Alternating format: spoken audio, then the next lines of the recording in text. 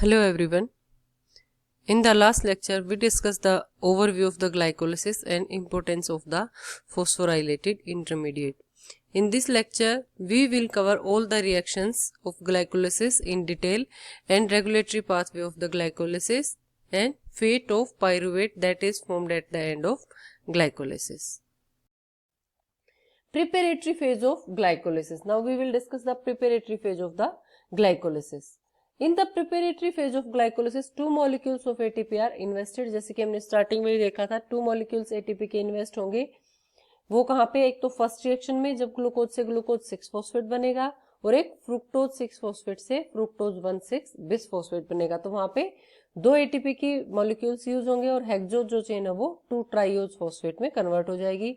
There are total 5 reactions in the preparatory phase, out of which 2 are irreversible and 3 are reversible reactions. This is the first reaction. यहाँ पे जो sixth carbon पे hydroxyl group है, that will phosphorylated by the help of enzyme hexokinase in the presence of ion Mg2+. Magnesium की presence में होगा और यहाँ पे जो फोस्फेट ग्रुप है वो किससे आएगा? एटीपी के ब्रेकडाउन से. एटीपी ब्रेकडाउन होकर एडीपी बनाएगी और ये जो फॉस्फेट ग्रुप है ये ग्लूकोज के साथ जाके अटैच हो जाएगा और ग्लूकोज कन्वर्ट हो जाएगा ग्लूकोज 6 फॉस्फेट में. This enzyme is catalysed by the this reaction is catalysed by the enzyme hexokinase. और हेक्सोकाइनेज के बहुत सारे और भी आइसो एंजाइम प्रेजेंट होते हैं सेल के अंदर. जैसे कुछ सेल्स में है जो लीवर सेल्स होती हैं उनके अंदर हेक्सोकाइनेज की एक फॉर्म होती है जिसको बोलते हैं ग्लूकोकाइनेज. बट उसकी क्या है, जो काइनेटिक एनर्जी और जो रेगुलेटरी प्रॉपर्टीज है that are different from the hexokinase. दूसरा जो हेक्सोकाइनेज है वो बहुत ही स्पेसिफिक होता है इसकी एक्टिविटी के लिए, क्योंकि इसका जो सबस्ट्रेट होता है एंजाइम का वो अकेला एटीपी नहीं होता. आप इसमें देखोगे ना, जो एटीपी हेक्सोकाइनेज से अकेला एटीपी बाइंड नहीं करेगा. एटीपी कब इससे बाइंड करेगा? जब Mg+2 होगा, यहाँ पे मैग्नीशियम आयन होगा. तो इसका जो कॉम्प्लेक्स है वो क्या होता है? Mg ATP कॉम्प्लेक्स होता है इसका सबस्ट्रेट, ना कि अकेला ATP. Acceptor of hexokinase is normally D glucose और hexokinase are the enzyme of transferase. क्यों? काइनेज एंजाइम किसको? जो फॉस्फेट ग्रुप होते हैं उनको ट्रांसफर करते हैं. तो it is a class of transferase enzyme. Second step है conversion of glucose 6 phosphate to fructose 6 phosphate. इसमें क्या है, जो एक 6 कार्बन, जो 6 ये कार्बन है, इसमें क्या होगा? आइसोमराइजेशन रिएक्शन होगी. तो जो फोस्फोहेक्सोज है वो आइसोमराइज हो जाएगा, सॉरी ग्लूकोज 6 फॉस्फेट है वो आइसोमराइज हो जाएगा फ्रुक्टोज 6 फॉस्फेट में in the presence of enzyme phosphohexose isomerisation. और ये रिएक्शन जो नेक्स्ट 2 स्टेप आने वाले हैं इसके बाद, जो थर्ड और फोर्थ स्टेप है, उनके लिए बहुत जरूरी होती है. वो किस लिए? अभी नेक्स्ट उसमें जब हम देखेंगे वो किस लिए जरूरी होगी. क्योंकि फर्स्ट तो क्या है, यहाँ पे देखो इसमें क्या चेंज हुआ है. यहाँ पे जो फर्स्ट कार्बन है उसमें क्या है? कार्बोनिल की जगह हाइड्रोक्सिल ग्रुप अटैच हो गया है. और जो सेकेंड कार्बन है उस पे जो सेकंड कार्बन है उनकी जो वो है कार्बोनिल ग्रुप और हाइड्रोक्सिल ग्रुप चेंज हो गई हैं. और ये जो थर्ड और फोर्थ रिएक्शन है उनके लिए जरूरी है आइसोमराइजेशन. ये इसीलिए इसका क्रिटिकल रोल है कि जो कार्बोनिल और हाइड्रोक्सिल ग्रुप है कार्बन नंबर 1 पे और कार्बन नंबर 2 पे, ये नेक्स्ट स्टेप के लिए इनका चेंज होना जरूरी है. क्योंकि जो स्टेप 3 में रिएक्शंस होगी उसमें क्या है कि कार्बन 1 पे कार्बोनिल ग्रुप को एल्कोहल में कन्वर्ट होना है, जो कि हो चुका है इसमें. फोर्थ रिएक्शन में उसको क्या चाहिए? जो क्लीवेज बॉन्ड होगा थर्ड और फोर्थ में, थर्ड और फोर्थ सेपरेट हो जाएंगे, तो उसके लिए क्या है? सेकंड उस पे कार्बोनिल ग्रुप होना चाहिए, जो कि इसकी वजह से यहां पे आएगा.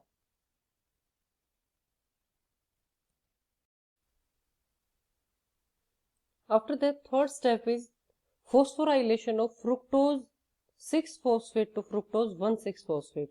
जो फ्रुक्टोज 6 फॉस्फेट है जो आइसोमराइजेशन से बना था, अब इसका फोस्फोराइलेशन होगा. जो हमने बताया था कि यहाँ पे जो इसका आइसोमराइजेशन हो रहा है वो क्यों नेसेसरी है? क्योंकि तो कार्बन नंबर फर्स्ट पे क्या है? एल्कोहल ग्रुप आना चाहिए.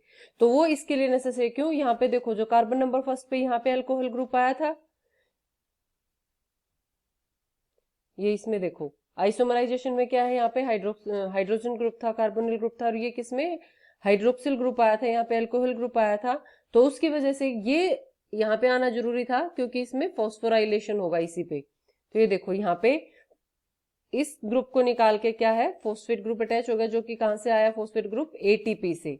तो और इसको कैटालाइज कौन करेगा इस रिएक्शन को? Phosphofructokinase. And this third reaction is the rate limiting reaction of glycolysis. यही रेट लिमिटिंग रिएक्शंस है और इसी के बाद ग्लाइकोलिसिस का फेट डिसाइड होता है, क्योंकि इससे पहले जो प्रोडक्ट है जो कि ग्लूकोज है, ग्लूकोज 6 फॉस्फेट है, फ्रुक्टोज 6 फॉस्फेट है, इनके और भी पाथवेज हैं, बट जो इसके बाद फ्रुक्टोज 1,6 फॉस्फेट बन जाता है ये ग्लाइकोलिसिस में ही एंटर करता है।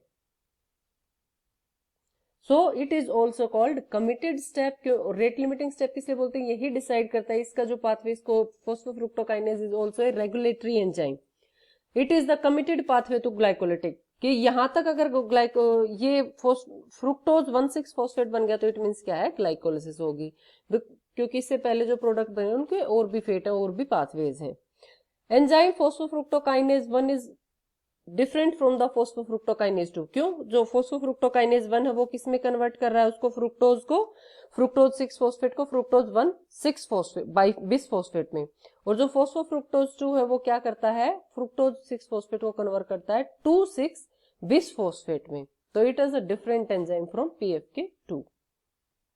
रेगुलेशन कैसे होता है इसका PFK1 का? इसके जो इनिबिटर्स हैं दैट इज ATP। अगर ATP ज्यादा अमाउंट में बन जाती है, क्योंकि रेस्पिरेशन का मेन मोटो क्या है? ATP को बना रहे हैं, एनर्जी को बना रहे हैं, और अगर एनर्जी ऑलरेडी सेल के पास है, एनर्जी एम्पल अमाउंट में है, मोस्टली ATP है, तो उसको जरूरत ही नहीं है ग्लाइकोलिसिस की, तो एट दैट टाइम ये जो एंजाइम है इनिबिट हो जाएगा और ग्लाइकोलिसिस स्टॉप हो जाएगी। बट इन केस जो सेल में डेफिशिएंसी है ATP की जो सप्लाई है वो कम हो गई है और ADP और AMP एक्सेस है, तो इट मीन्स क्या है? सेल को ATP की रिक्वायरमेंट है, तो ये उस टाइम पे ज्यादा प्रेजेंट होगी जब सेल को ATP की रिक्वायरमेंट होगी, तो ये क्या है? इस एंजाइम को इंक्रीज करती हैं और जो ग्लाइकोलिसिस है उसको मेंटेन करेंगी। इन सम ऑर्गेनिज्म फ्रुक्टोज 2,6 बिसफॉस्फेट जो कि PFK2 से बनता है, that is also A allosteric activator of PFK1। Next fourth step is aldol condensation, that is cleavage of fructose 1,6 bisphosphate. यहाँ पे क्लीवेज होगा 6 कार्बन कंपाउंड का इनटू 2-3 कार्बन कंपाउंड। 3 कार्बन के कंपाउंड बनेंगे दो। एक फर्स्ट जो 3 कार्बन कंपाउंड होगा that is dehydroxy acetone phosphate, जो कि फ्रुक्टोज के 1, 2 एंड 3 से, यही बोला था उसमें कि जो रिएक्शन है उसके लिए जरूरी है, क्योंकि जो थर्ड कार्बन है उस पे कार्बोनिल ग्रुप आना जरूरी है। जब हम ग्लूकोज उसमें जाके देखते हैं तो यहाँ पे हाइड्रोक्सिल अल्कोहल ग्रुप होता है, तो थर्ड कार्बन पे ये कार्बोनिल ग्रुप आ जाता है, तो इसकी वजह से जो इनका थर्ड और फोर्थ कार्बन के बीच में ब्रेक डाउन होता है वो इजीली हो जाता है इनका हाइड्रोलिसिस। तो फर्स्ट, सेकंड एंड थर्ड ये बनाते हैं dihydroxy acetone phosphate, and fourth, fifth and sixth मिलके बनाते हैं ग्लिसरल्डिहाइड 3 फॉस्फेट। तो ये दो कंपाउंड बन के मिलते हैं, ये दो कंपाउंड हमें मिलेंगे इस एल्डोल कंडेंसेशन से। तो और इसको कौन एंजाइम कैटालाइज करेगा? This is catalysed by the enzyme aldolase, and it is a strongly positive standard free energy होगी, तो डायरेक्शन किस साइड होगी इसकी? Lower concentration of reactant present होंगे तो उस टाइम पे ये रिवर्सिबल रिएक्शन भी हो सकती है। उसके बाद फिफ्थ स्टेप है जो कि इसका लास्ट स्टेप है प्रिपेरेटरी फेज का, that is interconversion of triphosphate. Fructose 1,6 phosphate break down हुआ डिहाइड्रोक्सी एसीटोन फॉस्फेट में और ग्लिसरल्डिहाइड 3 फॉस्फेट में। तो इसके बाद क्या है, जो क्योंकि जो ग्लाइकोलिसिस के नेक्स्ट स्टेप है उसमें सिर्फ ग्लिसरल्डिहाइड 3 फॉस्फेट यूज होता है, डाइहाइड्रोक्सी एसीटोन फॉस्फेट नहीं यूज होगा। तो जो डाइहाइड्रोक्सी एसीटोन फॉस्फेट है that will isomerise into glyceraldehyde 3 phosphate. तो यहाँ पे क्या बन जाएंगे? फिर दो मॉलिक्यूल बन जाएंगे ग्लिसरल्डिहाइड 3 फॉस्फेट के, एक तो जो डिहाइड्रोक्सी एसीटोन फॉस्फेट के आइसोमराइजेशन से बनेगा और एक जो फ्रुक्टोज के क्लीवेज से बना है। तो यहाँ पे दो मॉलिक्यूल बनेंगे ग्लिसरल्डिहाइड 3 फॉस्फेट के। This is the fifth step. और इसमें जो डिफरेंस होगा जो थर्ड, क्योंकि फर्स्ट, सेकंड और थर्ड से डाइहाइड्रोक्सी एसीटोन फॉस्फेट बना था वो भी ग्लिसरल्डिहाइड में कन्वर्ट हो जाता है, और फोर्थ, फिफ्थ और सिक्स से जो बना था वो भी ग्लिसरल्डिहाइड फॉस्फेट में, तो इनके अंदर कोई डिफरेंस नहीं रहता, अनआइडेंटिफाइड हो जाते हैं ये दोनों। उसके बाद नेक्स्ट आता है पे ऑफ फेज। पे ऑफ फेज जिसमें ATP निकलेंगी, यहाँ पे तो ATP यूज हुई है दोनों रिएक्शन में भी, ग्लूकोज से ग्लूकोज 6 फॉस्फेट बना है और फ्रुक्टोज 6 फॉस्फेट से फ्रुक्टोज 1,6 बिस फॉस्फेट बना है। दोनों स्टेप में दो मॉलिक्यूल ATP के यूज हुए हैं, अभी तक कोई ATP नहीं निकली है प्रिपेरेटरी फेज में। This is the pay of phase, इसकी हमने समराइजेशन अभी स्टार्टिंग में ही पढ़ी थी। इसके अंदर भी 5 रिएक्शन होते हैं। इन 5 रिएक्शंस में से 4 जो रिएक्शंस है 6, 7, 8 and 9 that are reversible reactions and 6, 8 and 9 are reversible reaction and 1 is irreversible reaction. Payoff phase of the glycolysis, इसके अंदर क्या होगा, एनर्जी कंजर्विंग होगी और वो किसके थ्रू द फोस्फोराइलेशन स्टेप, जिसमें से जो एनर्जी कंटेनिंग मॉलिक्यूल होंगे वो ब्रेक डाउन होंगे और उनकी जो एनर्जी किस फॉर्म में, एटी की फॉर्म में कंजर्व हो जाएगी।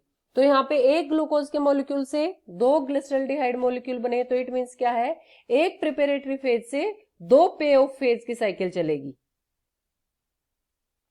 तो यहाँ पे क्या है, इसका जो टोटल आउटपुट होगा क्या, 2 मॉलिक्यूल्स ऑफ ग्लिसरल्डिहाइड 3 फॉस्फेट से स्टार्ट होगी, उससे क्या बनेंगे, 2 मॉलिक्यूल ऑफ पाइरुवेट बनेंगे, जिसमें 4 मॉलिक्यूल ऑफ एटीपी बनेंगे फ्रॉम द एडीपी। बट जो नेट हमारा जो इवोल्यूशन होगा एटीपी का, वो कितना होगा, 2 ही होगा, क्योंकि 2 ऑलरेडी हमारी प्रिपेरेटरी फेज में यूज हो चुकी हैं। तो इसका प्रिपेरेटरी फेज का फर्स्ट एंड वैसे रिएक्शन जो है वो 6th स्टेप है, that is oxidation of glyceraldehyde 3 phosphate to the 1,3-bisphosphate glyceraldehyde, that is a highly energetic compound। तो ये फर्स्ट एनर्जी कंजर्विंग रिएक्शन, ये फर्स्ट एनर्जी कंजर्विंग रिएक्शन है, यहां से एटीपी की फॉर्मेशन स्टार्ट होगी। तो एल्डिहाइड ग्रुप जो है ग्लिसरल्डी 3 हाइड्रोफॉस्फेट का, वो ऑक्सीडाइज्ड होगा, बट वो क्या है, फ्री कार्बोक्सिल ग्रुप नहीं बनेगा, वो क्या बनाएगा, वो कार्बोक्सिल एसिड एनहाइड्राइड बनाएगा फॉस्फोरिक एसिड के साथ, and this type of anhydride is called acyl phosphate. और ये क्या है, इसकी फॉर्म में क्या है, जो एनर्जी वो कंजर्व हो जाएगी। ये देखो यहाँ पे जो इसका एल्डिहाइड ग्रुप है, जो फ्री हाइड्रोजन है, जो कि इसमें बताया था, aldehyde group of is oxidized but not the free carboxyl group. यहाँ पे देखो, ये जो इसका एल्डिहाइड ग्रुप है CHO है, ये ऑक्सीडाइज्ड तो होगा, बट क्या है, फ्री कार्बोक्सिल ग्रुप नहीं बनेगा, ये क्या बना लेगा, यहाँ पे असाइल फॉस्फेट ग्रुप बनेंगे, जो कि एक हाईली एनर्जेटिक कंपाउंड है, हाईली एनर्जेटिक बॉन्ड है, और इसी की वजह से जो ये कंपाउंड है वो एनर्जेटिक कंपाउंड है।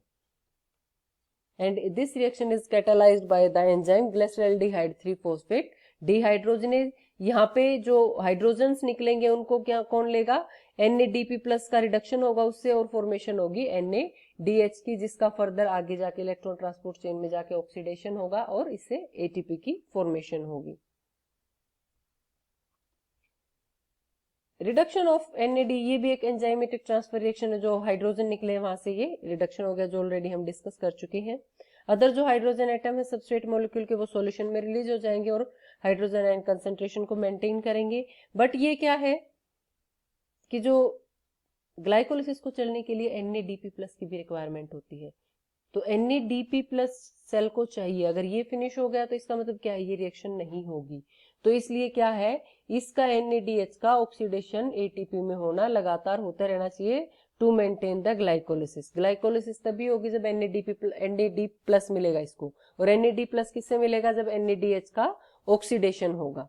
तो इसका ऑक्सीडेशन इस रिएक्शन को मेंटेन करने के लिए जरूरी है, जो कि इलेक्ट्रॉन ट्रांसपोर्ट चेन में होगा।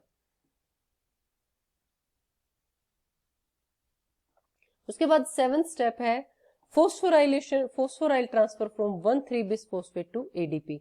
जैसे कि हमने बताया, इसमें जो असाइल ग्रुप है 1,3-फॉस्फोग्लाइसरेट में, वो एनर्जी कंटेनिंग ग्रुप है। तो ये जो 1,3-फॉस्फोग्लाइसरेट है, ये अपना जो फॉस्फेट ग्रुप है वो ATP को ट्रांसफर कर देगा, और जिससे फॉर्मेशन होगी ATP की एंड 3-फॉस्फोग्लाइसरेट की।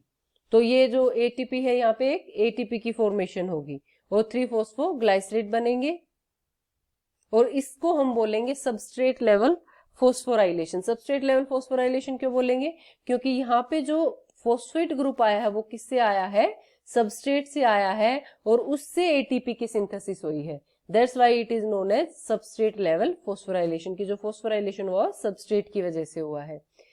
ये 1,3-bisphosphoglycerate है, इसने अपना फॉस्फेट ग्रुप ATP को दिया, और ये बन गया 3-phosphoglycerate एंड ATP।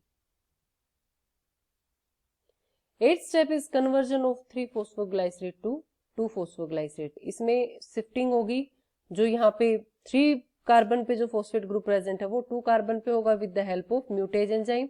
जो म्यूटेज एंजाइम है उसके अंदर भी फॉस्फेट ग्रुप प्रेजेंट होता है, उसी की हेल्प से इनकी शिफ्टिंग होगी। वो किस वजह से, जैसे 3-फॉस्फोग्लाइसरेट है और म्यूटेज का जो फॉस्फेट है पहले इस पे 3-फॉस्फोग्लाइसरेट से अटैच होगा और एक बीच में कंपाउंड बनेगा, transition compound, that is 2,3-BPG। अगर ये एक्सेस में बन जाता है तो आरबीसी सेल के लिए डेंजरस भी होता है। तो ये किस और बट इसकी कंसंट्रेशन हमारे बॉडी में भी बहुत कम होती है। और तो ये कंपाउंड बनेगा। तो इसके बाद क्या है, जो इसका थर्ड कार्बन पे प्रेजेंट है phosphate group, that will removed and goes to the enzyme mutase, and by this reaction 3-phosphoglycerate will convert it into 2-phosphoglycerate. Dehydration of the 2-phosphoglycerate to 2-phosphoenol pyruvate. This is the 9th step. इसमें क्या होगा, जो phosphoglycerate है that will convert it into highly energetic compound 2-phosphoenol pyruvate. ये और with the help of enolase enzyme इसमें water molecule remove होगा। As we know, phosphoenol pyruvate is also energy containing compound। तो यहाँ पे भी क्या है, ये फिर अपना जो फॉस्फेट ग्रुप है उसको ट्रांसफर करेगा, किसे, एडीपी को, with the help of enzyme pyruvate kinase. जहां भी फॉस्फेट ग्रुप का ट्रांसफर होगा वहां पे काइनेज एंजाइम प्रेजेंट होगा। और ये किसकी रिक्वायरमेंट होगी, इसको पोटेशियम की और मैग्नीशियम और मैग्नीज की। तो यहाँ पे क्या है, पाइरुवेट अपीयर होगा। इसकी तो phosphoenol pyruvate plus ADP react करेंगे और बनेगा क्या, पाइरुवेट प्लस एटीपी। पर यहाँ जो पाइरुवेट बनता है वो इनोल फॉर्म में होता है, और जो क्रेब्स साइकिल में एंटर करता है, जो माइटोकॉन्ड्रिया में एंटर करता है, जिसका ऑक्सीडेशन होता है वो होता है कीटो फॉर्म में। तो यहाँ पे उसका टोटोमराइजेशन होता है, जो कि मोस्टली न्यूट्रल pH 7 पे होता है। तो this is the last reaction of the glycolysis, जिसमें phosphoenol pyruvate in the presence of Mg plus K plus catalyzed by the pyruvate kinase form pyruvate and ATP. This pyruvate will tautomerize into keto form of pyruvate. तो यहाँ पे जो इसके phosphorylation से phosphoenol pyruvate का hydrolysis होगा, उससे जो एनर्जी निकलती है दैट इज 61.9। बट वहां पे क्या है, एक एटीपी मॉलिक्यूल की फॉर्मेशन हो रही है और उसमें 30.5 किलो जूल एनर्जी यूज हो रही है। रेस्ट जो एनर्जी है 31.4 वो किस वजह हो रही है, सारी रिएक्शंस को, क्योंकि ये क्या है, इरिवर्सिबल रिएक्शन है। तो इस रिएक्शन को इस साइड पुश करने के लिए, पाइरुवेट सिंथेसिस में वन साइडेड पुश करने के लिए वो एनर्जी यूज हो रही है, बाकी जो बची हुई है इसमें सारी। This is the overall balance sheet of the glycolysis. 1 glucose molecule plus 2 NADP plus 2 ATP plus 4 ADP plus 4P। Output होगा 2 पाइरुवेट मॉलिक्यूल्स बनेंगे, 2 NADH, 2 ADP से 2 ADP कैंसिल, तो 2 नेट ATP 2 गेन होगा। तो नेट गेन क्या होगा, हमें 2 pyruvate के मॉलिक्यूल मिलेंगे, 2 NADH and 2 ATP। Main transformation, degradation होगा कार्बन स्केलेटन का into glucose into pyruvate, phosphorylation होगा एडीपी का एटीपी में, और रिडक्शन होगा NAD प्लस का NADH में। Glycolysis is a tightly regulated cycle. Glycolysis is regulated by the ATP, ADP and many other products of its own, so or Krebs cycles also. The flux of glucose through glycolytic pathway is regulated to maintain nearly constant ATP, ताकि जो constant amount of ATP जितनी cell को requirement है वो मिलती रहे। तो उसके लिए जो फ्लक्स ऑफ ग्लूकोज है उसी के अकॉर्डिंग रेगुलेटेड होगा। Required adjustment in the rate of glycolysis achieved by complex interplay among the ATP consumption, कि ATP consumption कितना हो रहा है, NADH रीजनरेशन कितना हो रहा है, कितने NADH का ऑक्सीडेशन होगा, allosteric regulation of several glycolytic enzyme like hexokinase, phosphofructokinase and pyruvate kinase, और डिफरेंट फ्लक्चुएशंस हैं जो इसके कंसर्न की मेटाबोलाइट्स हैं, जैसे पाइरुवेट है या फिर सिट्रेट है क्रेब्स साइकिल्स का, या फिर जो 2,6 बिसफॉस्फेट बन रहे थे वो है। तो ये सारे इंटरमीडिएट्स हैं, ये सारे इसके ग्लाइकोलिसिस के रेगुलेशन में रोल प्ले करते हैं। जैसे कि यहाँ पे दिखाया हुआ है, जो एटीपी है that will inhibit the phosphofructokinase, and citrate also inhibit the phosphofructokinase. क्यों? अगर सफिशिएंट अमाउंट में सेल के पास एटीपी प्रेजेंट है तो there is no need of more synthesis of ATP. तो ग्लाइकोलिसिस का फंक्शन क्या है? एटीपी को सिंथेसिस कर रहा है, क्योंकि पायरुवेट भी तो अल्टीमेटली क्या है? एटीपी सिंथेसिस में ही हेल्प करेगा थ्रू क्रेब्स साइकिल और इलेक्ट्रॉन ट्रांसपोर्ट चेन। तो अगर एटीपी है ही तो there is no need of this cycle. तो इस वजह से क्या है, ये एटीपी अगर सेल में ऑलरेडी प्रेजेंट है तो that will inhibit phosphofructokinase.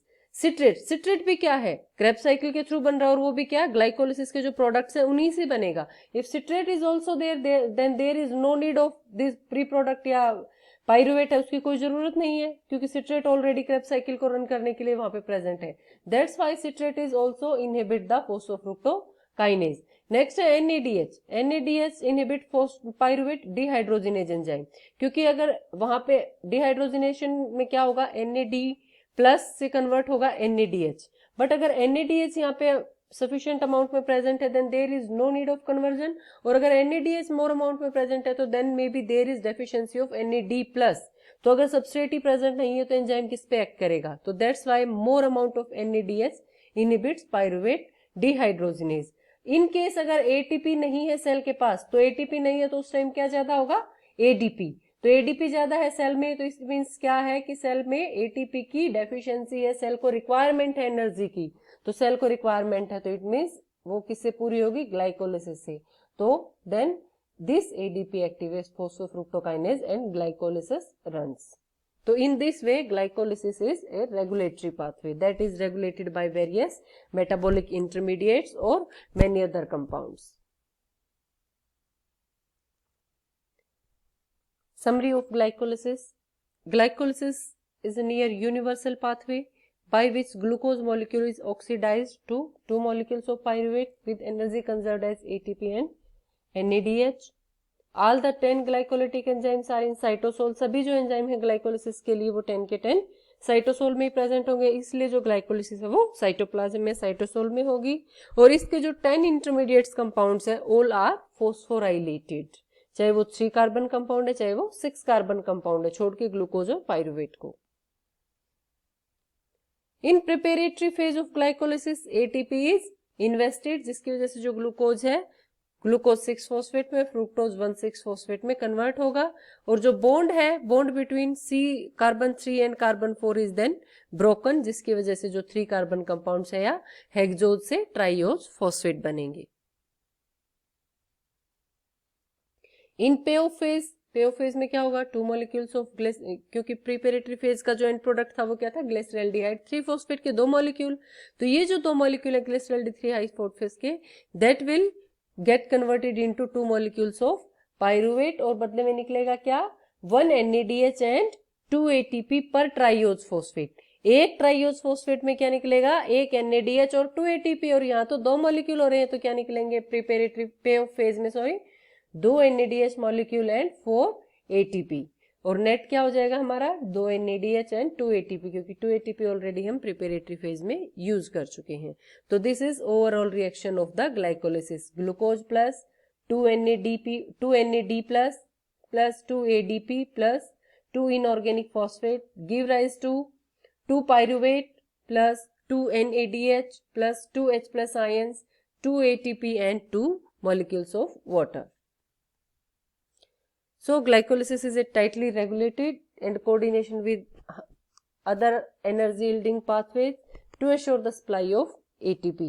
Various enzymes like hexokinase, phosphofructokinase 1 and pyruvate kinase are allosteric regulated by allosteric regulation and maintain the constant level of metabolic intermediates. Then the fates of pyruvate.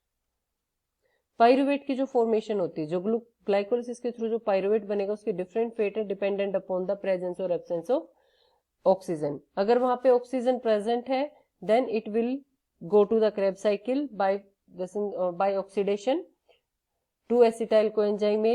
Anaerobic condition है then to lactate. Anaerobic condition या hypoxic condition है then it also go for ethanol और fermentation. Citric acid 2-acetyl coenzyme goes to the citric acid cycle and at last yield the carbon dioxide and H2O. तो depend किस पे करते हैं pyruvate के fates? Oxygen की presence और absence पे। अगर ऑक्सीजन की प्रेजेंस है तो then oxidation of pyruvate occurs in the mitochondria in the presence of enzyme pyruvate dehydrogenase, जिसको हम आने वाली वीडियो में पढ़ेंगे। This is also the fate of pyruvate, which we have already studied in the last video. Thanks.